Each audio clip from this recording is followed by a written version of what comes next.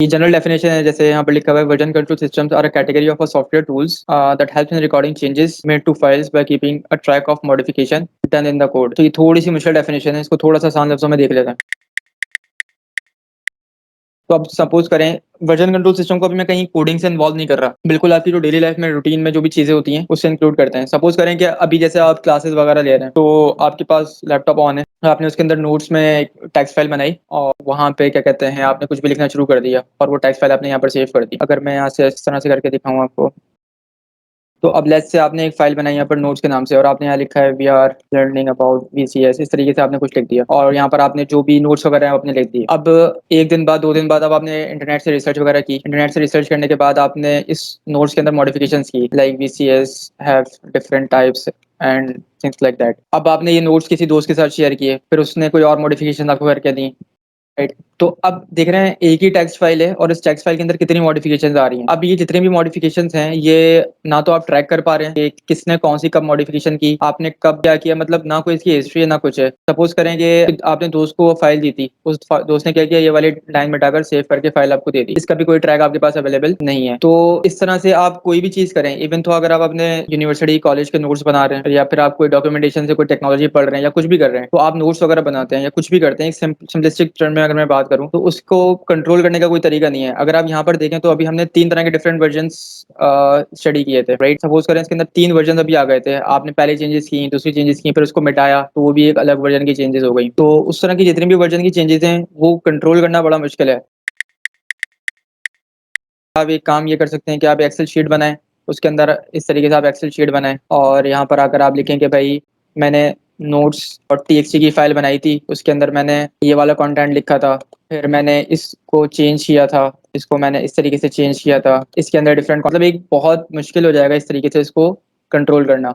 इसी वजह से सॉफ्टवेयर के अंदर भी इसी तरीके से हमारे पास सीन होता है कि हम कोई फीचर लिखते हैं, फीचर के अंदर बग आता है, उसको रिजॉल्व करते हैं, बग रिजॉल्व करने के पीछे 10 बग्स और निकल जाते हैं, तो हमें कभी पीछे जाना पड़ता है, फिर उसके लिए हमारे पास कोई फाइल्स अवेलेबल नहीं होती। तो इन सारी चीज़ों को कंट्रोल करने के लिए हमारे पास एक नीड पैदा हुई, लाइक इन हिस्ट्री में ही कुछ टाइम पहले हमारे पास नीड पैदा हुई कि हमारे पास एक ऐसा सॉल्यूशन होना चाहिए कि सारे के सारे वर्जन कंट्रोलिंग सिस्टम को हैंडल कर सके। अब आप हर एक चेंजेस के बाद ट्रैकिंग करने के लिए अलग अलग फाइल्स बना सकते हैं, तो ये कोई आइडियल वे नहीं है वर्जन को कंट्रोल करने का। तो वर्जन कंट्रोल करने के लिए हमारे पास डिफरेंट तरह के फिर सॉल्यूशंस प्रोवाइड किए गए। अब शायद डेफिनेशन थोड़ा बहुत सेंस बने कि कोई ऐसे सॉफ्टवेयर टूल्स हों जिसके अंदर आपके पास ये होता हो कि आप जो भी फाइल में एडिट कर रहे हैं, या तो आप फाइल क्रिएट कर रहे हैं या फाइल में एडिट कर रहे हैं या फाइल डिलीट कर रहे हैं, कुछ भी आप एक फोल्डर के अंदर कर रहे हैं, वो सारी की सारी ट्रैकिंग एक इंटेलिजेंट अंदाज में हो सके। इस वजह से हमारे पास एक टेक्नोलॉजी यूज होती है, उसे कहते हैं वर्जन कंट्रोल सिस्टम। सही है। तो वर्जन कंट्रोल सिस्टम का मकसद यही है कि एक फोल्डर है, राइट। जैसे सपोज करें कि ये फोल्डर है, वीसीएस का ये एक फोल्डर है, इस फोल्डर के अंदर जितनी भी चेंजेस जिस तरह से भी हो रही हैं, चाहे फाइल क्रिएट हो रही है, अब ये फाइल डिलीट हुई है, सपोज करें ये वाली फाइल क्रिएट हुई है, या फिर एक ये वाली फाइल क्रिएट हुई है, जितनी भी फाइल्स क्रिएट डिलीट अपडेट हो रही हैं, उन सारी फाइल्स को आप अच्छे तरीके से ट्रैक कर सकें।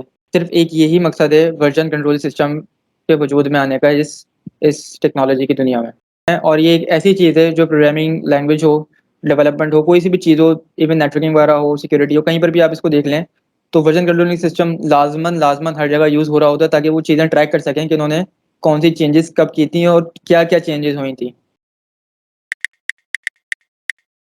सो काफ़ी ज़्यादा टाइप्स हैं, हम उसके ऊपर ज़्यादा नहीं जाएंगे।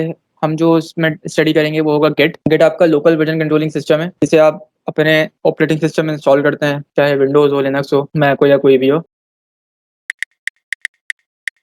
गिट और गिटहब में मेनली फ़र्क ये है कि गिटहब जो है ये एक रिमोट प्लेटफॉर्म है, लाइक समझ लें एक क्लाउड बेस्ड सॉल्यूशन है जिसके ऊपर गिट बेस्ड होती है। यहाँ पर आप गिट के जितने भी पैकेजेस वगैरह हैं वो सारे गिटहब के ऊपर अपलोड कर रहे होते हैं, राइट।